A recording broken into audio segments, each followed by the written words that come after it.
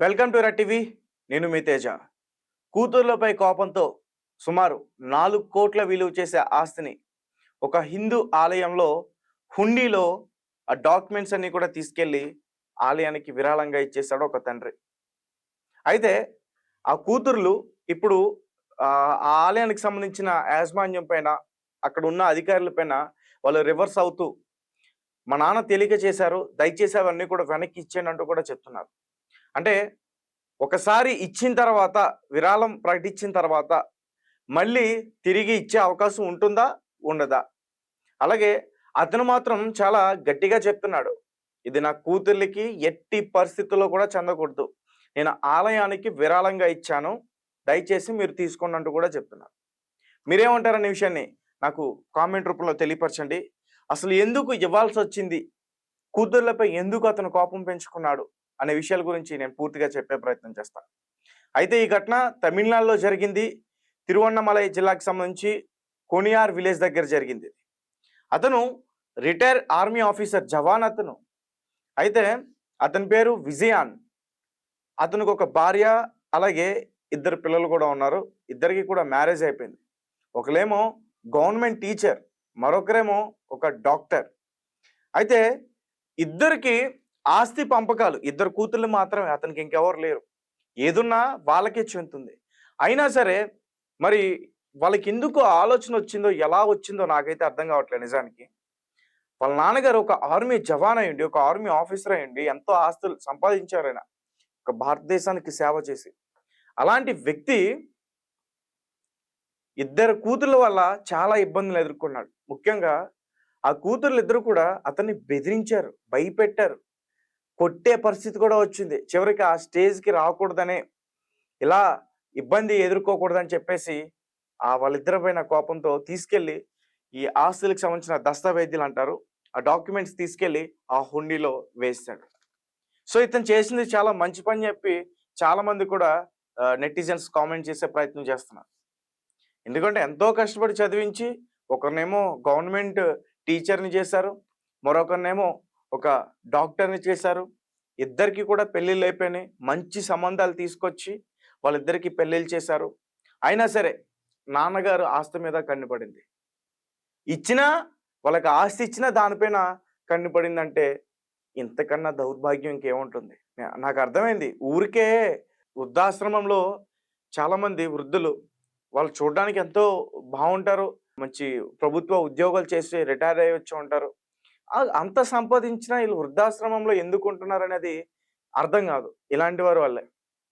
అంటే కొంతమంది ఏంటంటే ఎక్కడో జాబ్ రావడం వల్ల, లేకపోతే ఎక్కడో ఇచ్చేయడం వల్ల అని చెప్పేసి కబుర్లు చెప్తారు. కానీ నిజానికి ఇలాంటి వారు ఉన్నదంతా దోచేసుకుని మొత్తం కూడా ఊడ్చేసి తల్లిదండ్రులు పట్టించుకోరు, హ్యాపీగా వాళ్ళ పిల్ల పాపలతో హ్యాపీగా ఉంటారు. కానీ కనిపెంచిన తల్లిదండ్రులు మాత్రం వీళ్ళకి అవసరం లేదు. ఒకసారి నేను పూర్తిగా మొత్తం కూడా ఒకసారి వివరించే ప్రయత్నం చేస్తాను. అసలు ఎక్కడి నుంచి స్టార్ట్ అయింది, అలాగే అతను ఏ ఆలయానికి ఆ విరాళం ఇచ్చేశాడు అనే దాని గురించి కూడా నేను ఒకసారి పూర్తిగా చెప్పే ప్రయత్నం చేస్తాను. అలాగే మా తల్లి ఆస్తి ఇది అంతా, మా నాన్న సంపాదించలేదు, మా తల్లి ఆస్తి అంటూ కూడా చెప్తున్నారు వాళ్ళు.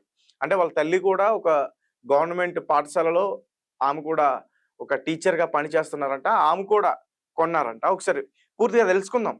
కుమార్తెలపై కోపంతో దాదాపు 4 కోట్ల రూపాయలు విలువైన ఆస్తి పత్రాలను ఆలయ హుండీలో వేసేశాడు ఒక తండ్రి. మరి ఇప్పుడు ఆ ఆస్తి ఆ అమ్మాయిలకి దక్కుతుందా, లేక అమ్మవారికి చెందుతుందా? దీనిపై న్యాయస్థానం ఏం తేల్చనుంది? ప్రస్తుతం ఇదే తమిళనాడులో హాట్ టాపిక్ గా మారింది. ఆ కథ ఏంటో తెలుసుకోవాలంటే తిరువన్నమలై మనం వెళ్లాల్సిందే.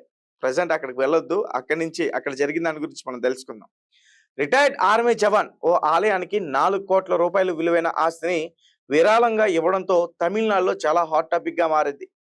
తిరువన్నమలై జిల్లాలోని అరణి సమీపంలో కొనియార్ గ్రామానికి చెందిన రిటైర్డ్ ఆర్మీ జవాన్ విజయాన్ తన భార్య, 2 కుమార్తెలతో కలిసి పడవేడు సమీపంలోని కాళికాపురంలో నివాసిస్తున్నాడు. 2 కుమార్తెల్లో ఒకరైన కస్తూరి ప్రభుత్వ పాఠశాలలో ఉపాధ్యాయురాలుగా పనిచేస్తున్నారు. మరో కుమార్తె సుబ్బలక్ష్మి వైద్యురాలుగా ఉన్నారు. కొన్ని నెలల క్రితం తండ్రి విజయాన్కు కుమార్తెకి మధ్య ఆస్తి పంపకాల విషయంలో వివాదం తలెత్తింది. ఈ క్రమంలో అల్లుడి బంధువులు విజయాన్ని బెదిరించడంతో వివాదం మరింత ముదిరింది. ఆస్తుల విషయంలో కుమార్తెలు తన మాట వినకపోవడంతో తీవ్రంగా కలత చెందాడు విజయాన్.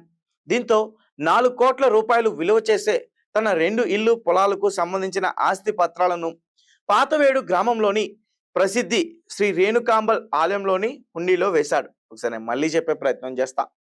పాతవేడు గ్రామంలోని ప్రసిద్ధి శ్రీ రేణుకాంబల్ ఆలయంలో హుండీలో వేశాడు. తన ఆస్తి అంతా ఆలయ ఖజానాకు చెందుతుందని ప్రకటించాడు. తాను కష్టపడి ఆస్తులను సంపాదించానని, కానీ తన కుమార్తెలు ఆస్తి విషయంలో తనను బెదిరింపులకు గురి చేస్తున్నారని ఆవేదన వ్యక్తం చేస్తాడు విజయాన్. అందుకే తన ఇష్టపూర్వకంగా ఆలయానికి తన ఆస్తులను ఇస్తున్నట్టు ప్రకటించాడు. మరోవైపు ఈ విషయం తెలుసుకున్న విజయాన్ కుమార్తెలు తమ తండ్రి హుండీలో వేసిన ఆస్తి పత్రాలను తమకు ఇవ్వాలంటూ ఆలయ అధికారులను సంప్రదించారు. తమ తండ్రితో పాటు తల్లి కూడా ప్రభుత్వ ఉద్యోగిగా పనిచేసి ఆస్తులు సంపాదించిందని, వారిద్దరూ ఉమ్మడిగానే ఇల్లు పొలాలు కొనుగోలు చేశారని చెబుతున్నారు. తమ తండ్రి మానసిక పరిస్థితి సరిగా లేకపోవడం వల్లే ఆలయ ఖజానాకు తమ ఆస్తులను ఇచ్చారని అన్నారు. తిరిగి వాటిని తమకు ఇవ్వాలంటూ తమ భర్తలతో కలిసి అధికారులతో కూడా వాగ్వాదానికి దిగారు. ఆలయ అధికారులు మాత్రం విరాళంగా వచ్చిన ఆస్తులని తిరిగి ఇవ్వడం కుదరదని స్పష్టం చేశారు. నిబంధనల ప్రకారం జాయింట్ కమిషనర్ కార్యాలయంలో పత్రాలను అప్పగిస్తామని ప్రకటించారు. మరోవైపు తమ కుటుంబ ఆస్తుల వ్యవహారం ఇప్పటికే కోర్టులో ఉందని, న్యాయస్థానం తీర్పు ప్రకారం ముందుకు వెళ్తామని చెబుతున్నారు విజయాన్ కుమార్తెలు. మరి న్యాయస్థానం ఈ ఆస్తి వివాదానికి ఏ విధమైన ముగింపు పలుకుతుందో చూడాలి. ఏది ఏమైనా కుమార్తెలపై కోపంతో ఆలయానికి 4 కోట్ల రూపాయల ఆస్తులు రాసిచ్చిన వ్యవహారం తమిళనాడు వ్యాప్తంగా చాలా పెద్ద చర్చనీయాంశంగా మారింది. సో గైస్, చూశారు కదా, నిజానికి అతను కూతుర్లపై కోపంతోనే రాసిచ్చాడు అనుకోవచ్చు. కానీ మనం ఇక్కడ తల్లిదండ్రులు పట్టించుకోకుండా ఆస్తి పైన కన్నేసిన కూతుర్లకి దక్కడం కన్నా 10 మందికి అన్నం పెట్టే ఆ దేవాలయానికి చెందడమే నాకు చాలా మంచిది అనిపిస్తుంది.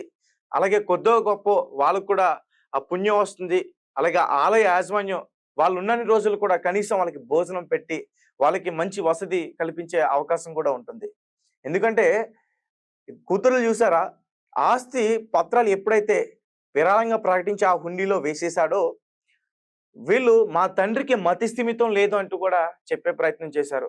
అలాగే మా తండ్రి ఏమీ సంపాదించలేదు, మా తల్లి అంతా సంపాదించి మా తల్లి కొన్నది అంటూ కూడా చెప్పారు.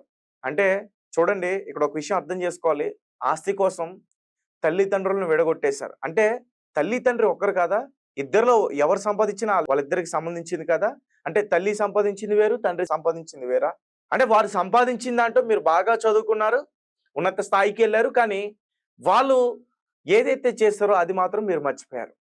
ఈరోజు ఆస్తి కోసం తండ్రిని విజయాన్ అతను ఎంత చక్కగా మాట్లాడుతూ ఎంత పద్ధతిగా చెప్తున్నాడు. అలాగే విజయాన్ని కొంతమంది వ్యక్తుల్ని పెట్టి కూడా వీళ్ళు బెదిరించే ప్రయత్నం చేశాడు. ముఖ్యంగా వీళ్ళు పెళ్లి చేసుకున్న భర్తలు ఎవరైతే ఉన్నారో వాళ్ళు విజయానికి అల్లుళ్ళు